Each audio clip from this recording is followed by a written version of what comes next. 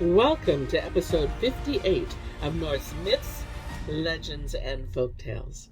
My name is MyLinda Butterworth, and today we learn about the sons of Ivalde and the cursed gold in part 1 of The Doom of the Volsungs. Ere the sons of Ivalde warred against the gods, they loved 3 swan maidens, whose songs in summer were sweet to hear. One morning the snow-white birds flew towards a lake in Wolfdales. The brothers followed them, and they beheld sitting on the shore 3 beauteous Valkyries, who were singing and spinning flax. Beside them lay their swan coverings, and these the brothers captured. Then had they the swan maids in their power, and they took them to their brides. Egil Orvandi had Oberon. Slegfin Yoki had swan white, and Thjasse-Volund had all white. For 7 years they all lived happily together, but in the 8th year the swan maids were seized with longing, and in the 9th they flew away in search of conflicts. Nor did they ever return again. In vain did Orvandi Egil make swift pursuit on his skis, and in vain did Slegfin Yoki search for his lost bride. But Thjasse-Volund remained behind, and when the winter war began to be waged, he retired to a deep mountain recess where he concealed his treasure, which he cursed with spells. Then Thjasse-Volund erected a smithy where he forged the magic sword of victory, so that he might wreak his vengeance upon the gods and become chief ruler in Asgard. A wondrous serpent ring did he also fashion. It was given power to multiply without end.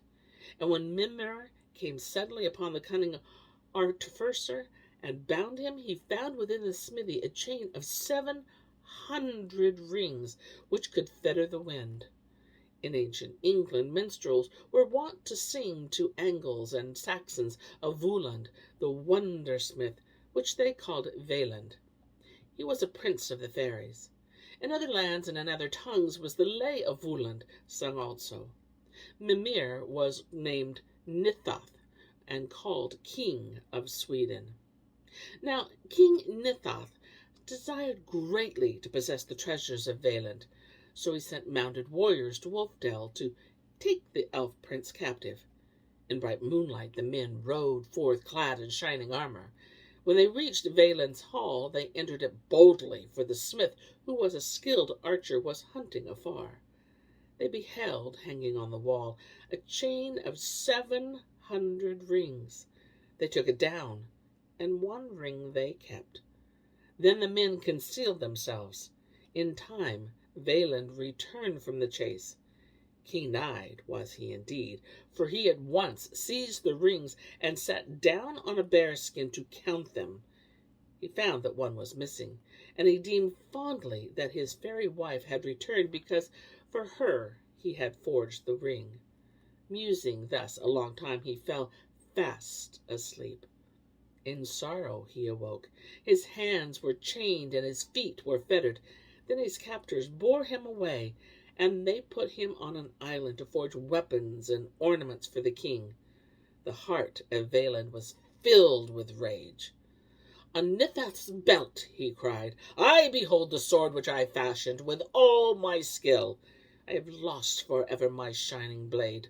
Bolvil, the queen, hath now the ring of my fairy bride. I shall ne'er be appeased." In his secret heart Weland vowed to be avenged. He took no rest. He sat not by day nor sleep. At night he kept striking with his hammer.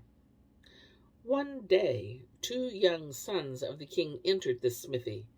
He slew them, and of their skulls made drinking cups, which he sent to the king.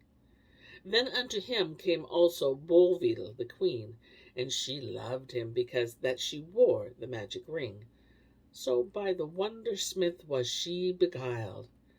Weland ceased not to work until he had fashioned for himself eagle pinions. Then he flew away, leaving the queen to grieve bitterly for him because of the spell was upon her, while Nithud lamented for his sons. When Thjasse-Volund perished in Asgard, whether he had flown and the other sons of Ivalde passed also, the curse remained upon the treasure, which was then guarded by a dwarf, or, as some tell, by a fiery dragon. In after days the curse fell upon each man who became possessed of the doomed hoard of the sons of Ivalde.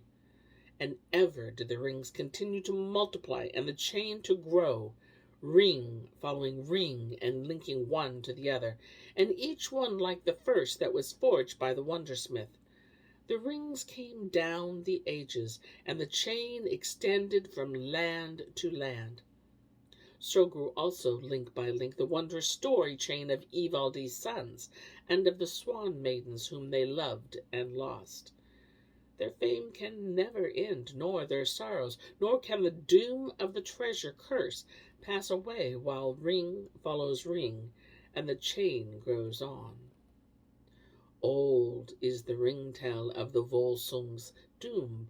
By Iceland's skulls was it sung to harp music in other days, and warriors loved to hear it in feasting halls as they drank mead, while the log fire reddened their faces and the night wind bellowed through the gloom. For it was told that there was once a dwarf king named Raymor, who possessed much treasure. He had 3 sons and 3 daughters. The first son was named Fafnir, the second Ottar, and the third Regin. Fafnir had great strength and was fierce as he was surly. He claimed the possessions of the others for himself. Ottar was wont to fish in otter guise and caught salmon in the river, which he laid out on the bank. Regin had neither the might of Fafnir nor the cunning of Ottar, but he had skilled hands, and he became a wonder-smith who shaped weapons of iron and ornaments of silver and gold.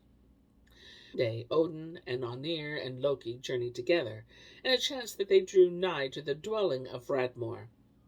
On the river bank they saw the otter. He had devoured a salmon and lay fast asleep. Loki was ever working evil. He flung a sharp stone which smote the dwarf's son and killed him. And when he had done that, he took off the skin. Then the gods went together to the dwelling of Radmor and entered it. Wroth indeed was the dwarf when he held the otter's skin, and he seized the gods and demanded ransom.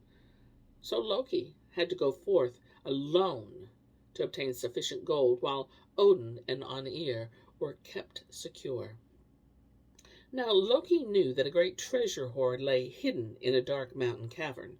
It was guarded by a dwarf named Andvari, who had taken the guise of a pike and ever concealed himself in the deep pool below a waterfall. Loki resolved to possess the gold so that the gods might be set free. So he went to Ran, the sea goddess, and when he had told her of the plight of the gods, he borrowed her wondrous net. Then he hastened to the pool below the waterfall and fished up Andvari the pike. "What fish art thou?" he said. "Thou dost lack cunning to be thus taken unawares. Of thee I demand life ransom in water gold." The pike answered, "My name is Andvari, and my sire is Un. By a Norn of evil fortune was I doomed to pass my days in cold waters." But Andvari could deceive not Loki, and was forced to pay life ransom, unwilling as he might be. So, changing his shape, he went to the mountain cavern to yield up the treasure of which he was guardian. In vain Andvari sought to keep back a single gold ring which had power to multiply, but Loki demanded it with the rest. Then was the dwarf moved to great anger. "My treasure is accursed," he cried. "It shall bring death to 2 brothers and cause strife among 8 kings. No man shall ever be made glad by my gold." Now, Radmor had demanded of the gods that he should receive a ransom for his son's death, as much gold as would cover the otter's skin. Loki laid upon the skin all the treasure he had obtained, save the ring, which he thought to keep for himself.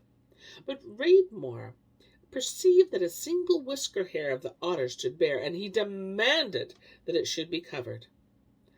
Unwillingly did Loki lay the ring upon it. Then were the gods ransomed and set free.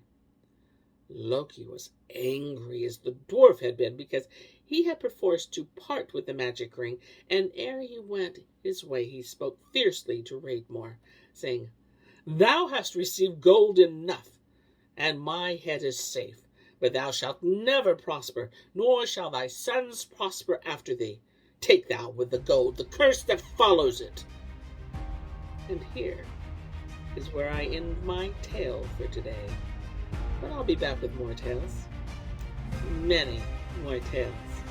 Until then, my friends, enjoy the journey.